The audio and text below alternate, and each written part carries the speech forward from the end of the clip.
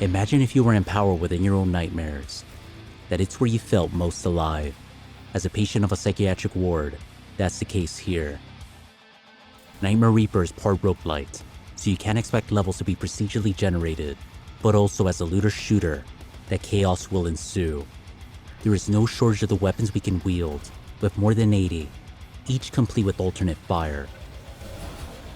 When you can summon black holes, launch explosive harpoons, or drop fireballs as if it were Armageddon, you know the developer had fun in seeing what he can implement. The gunplay is satisfying, with a soundtrack by Andrew Holschultz, my favorite of his so far. Man, when our character laughs maniacally, you will too. Find power-ups to slow down time.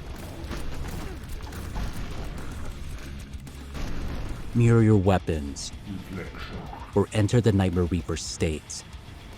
Magic. Nearly every enemy will drop something new, and there won't be a time where you won't anticipate the next. And better stats. You have common boosts to say reload time and fire rates, but also more unique traits like random projectiles, allowing a late game assault rifle of mine to shoot cannonballs, damaging any enemy that came in their wake, and that's just one of many creative possibilities. I fell for a heavy sniper rifle early on, rendering the game headshots only. There is a chance of entering slow-mo after every kill, and with it I was entering it often. Along with the grappling hook and dash, I was having a blast.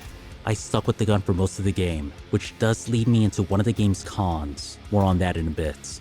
Enemies drop coins, a currency needed for permanent character upgrades. You'll open up your Game Boy Advance SP, play one of 3 games, the main being a platformer, whose overworld resembles Super Mario Bros. 3. You pay to play. It's a fun diversion that made me realize I need to play some 2D platformers, but if it's not to your rhythm, you can disable the level portion.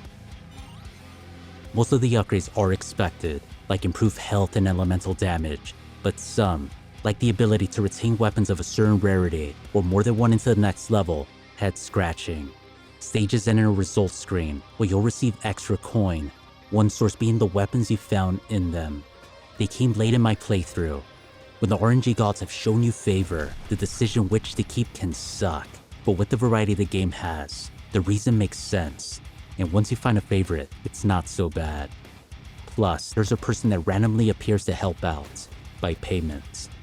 You can reroll a stat, make a rare version of a weapon you can keep, or sell your most used at a premium. Just a word of caution, rerolls made my stats worse. It's why I eventually ended up with the cannonball firing assault rifle. Whether by death or a finished level, you'll waken back in the psychiatric ward. Doctor notes will be left on the tale to give our story context, by sentence. An odd choice but kept me intrigued. You can either fall back asleep or explore the grounds, which does give the impression of a haunting. There isn't much to do though, until a sound prompts you to go investigate, that something has changed. It's a quest line, with new events after key levels. You could put it off until you've been in the game, but it's relevant to unlock combat arenas, and another odd way of going about things, New Game Plus. As mentioned, the game is procedurally generated, which isn't a bad thing. In combat, the surroundings blur into the action. You'll mince through enemy hordes that even with upgrades, pose a challenge. You'll explore for key cards to open doors, keeping vigilant of random events and familiar faces. But their pacing can vary. I've had levels generate that felt like labyrinths, where I wonder where to go, having killed everything. When you're coming from a combat high, having it come to a thunderous halt in search of a door or key?